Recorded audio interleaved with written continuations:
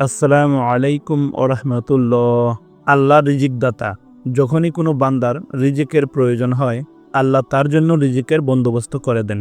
যে ব্যক্তি আল্লাহর উপর ভরসা রেখে রিজিক অন্বেষণ করে, আল্লাহ তার জন্য যথেষ্ট। আল্লাহ তাআলা বান্দাকে এমন উৎস থেকে রিজিক দান করেন যে সম্পর্কে তার কোনো ধারণাই নেই। কোরআন হাদিসে বর্ণিত রিজিক বৃদ্ধির কিছু আমল নিয়ে আমাদের আজকের এই ভিডিও। নাম্বার 1, তাওবা ইস্তেগফার করা।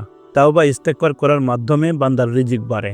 আল্লাহ তাআলা পবিত্র কোরআনে ইরশাদ করেন, আমি তাদের বলেছি নিজ প্রতিপালকের কাছে ক্ষমা প্রার্থনা করো, নিশ্চয়ই তিনি অতিশয় ক্ষমাশীল।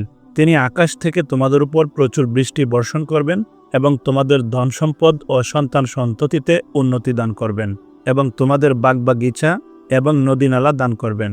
সূরা নূহ আয়াত 10-12, সূরা ওয়াকিয়া আয়াত 82।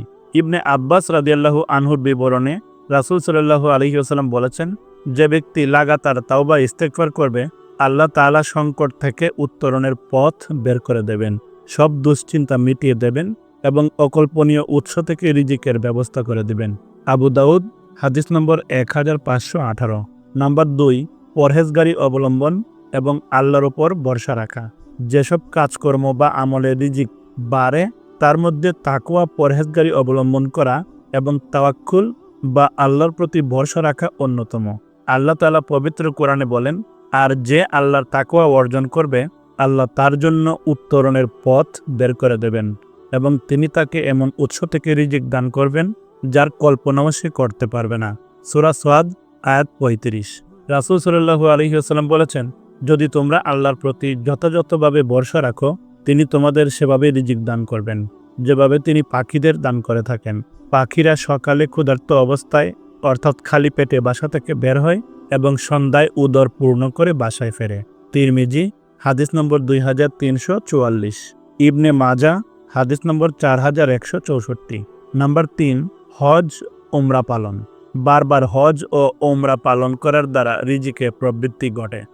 আব্দুল্লাহ ইবনে মাসউদ রাদিয়াল্লাহু আনহুর বিবরণে রাসূল সাল্লাল্লাহু আলাইহি ওয়াসাল্লাম বলেছেন, তোমরা লাগাতার হজ ও উমরা পালন করতে থাকো, কারণ এর দ্বারা এমনভাবে অভাব ও গুনাহ দূরীভূত হয় যেমনভাবে কামারের স্থাপর লোহা ও সোনারূপার ময়লা দূর করে দেয়। তিরমিজি হাদিস নম্বর 810। নাম্বার 4, হিজরত করা এবং জিহাদে অংশ নেওয়া।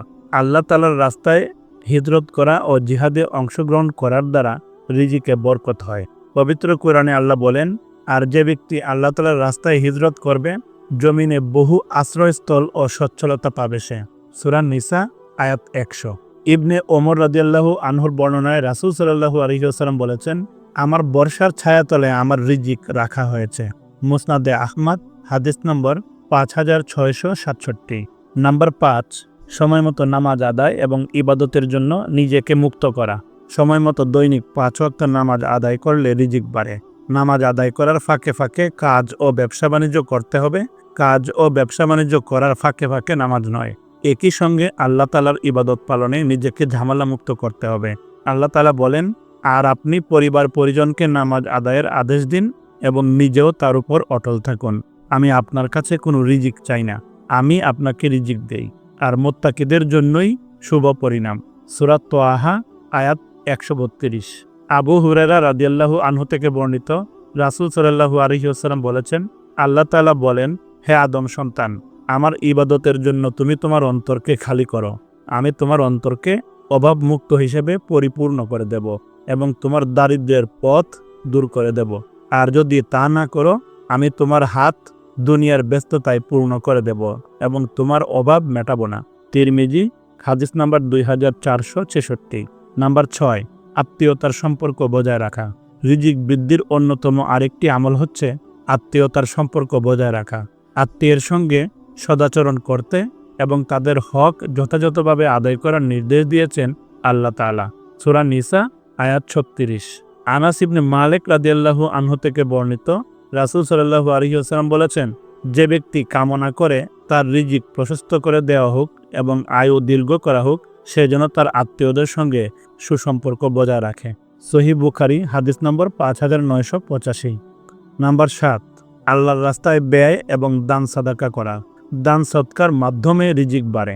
আল্লাহ তাআলা পবিত্র কোরআনে ইরশাদ করেছেন, আর তোমরা যা কিছু আল্লাহর জন্য ব্যয় করো তিনি তার বিনিময় দেবেন। তিনি উত্তম রিজিকদাতা। সূরা সাহাবা আয়াত ৩৯। রাসূল সাল্লাল্লাহু আলাইহি ওয়াসাল্লাম বলেছেন, প্রতিদিন সকালে দুজন ফেরেশতা অবতরণ করে। তাদের একজন বলে, হে আল্লাহ, দানকারীকে তার দানের জন্য উত্তম প্রতিদান দিন। অপরজন বলে, হে আল্লাহ, কৃপণকে ধ্বংস করে দিন।